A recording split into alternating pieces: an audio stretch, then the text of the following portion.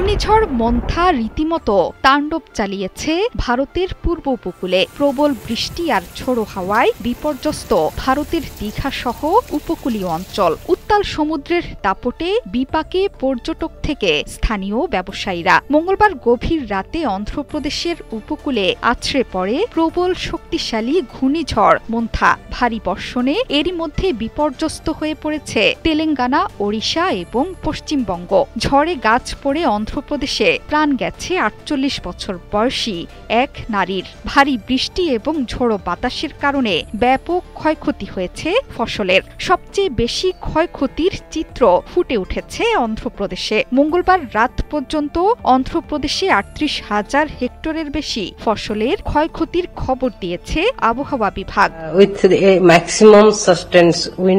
ঘূর্ণিঝড়ের কারণে বৈরী আবহাওয়া আর ভারী তুষারপাতের কারণে মাউন্ট এভারেস্টের তিব্বতের দিকে দর্শনার্থীদের প্রবেশাধিকার বন্ধ করে বিজ্ঞপ্তি জারি হয়েছে। প্রবল ঘূর্ণিঝড় মন্থা শক্তি হারিয়ে নিম্নচাপে পরিণত হলেও এর প্রভাবে বিপর্যস্ত ভারতের উপকূলীয় অঞ্চল। অন্ধ্রপ্রদেশ এবং তেলেঙ্গানা সীমান্তে ঘূর্ণিঝড়টি আছড়ে পড়ে ছত্তিশগড়ের দিকে সরে গেলেও বঙ্গোপসাগর থেকে প্রচুর জলীয় বাষ্প প্রবেশ করেছে পশ্চিমবঙ্গে। এর প্রভাবেই বুধবার সকাল থেকে শুরু হয়ে টানা বর্ষণ চলবে শুক্রবার পর্যন্ত।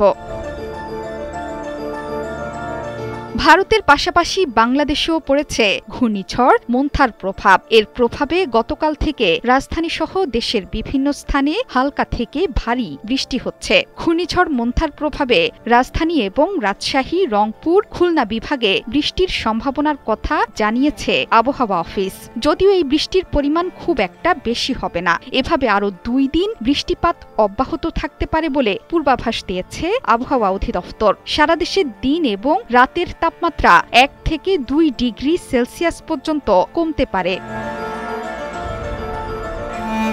আবহাওয়া অফিস বলছে, মন্থার প্রভাবে বৃষ্টির পাশাপাশি আরব সাগরেও একটি নিম্নচাপ সৃষ্টি হয়েছে। সবকিছু মিলিয়ে বাংলাদেশ এবং ভারতের পশ্চিমবঙ্গ সহ বেশ কয়েকটি রাজ্যে বৈরী আবহাওয়া অব্যাহত থাকবে। তবে রোববার থেকে বৃষ্টিপাত কমে যেতে পারে। এই বৃষ্টির পর তাপমাত্রা আরও কমে আসতে পারে বলে জানিয়েছে আবহাওয়া অধিদপ্তর। এর মাধ্যমেই দেশ জুড়ে শীত জেঁকে বসার সম্ভাবনা তৈরি হয়েছে। জোহরাত চৌধুরী, সেতু ৭১।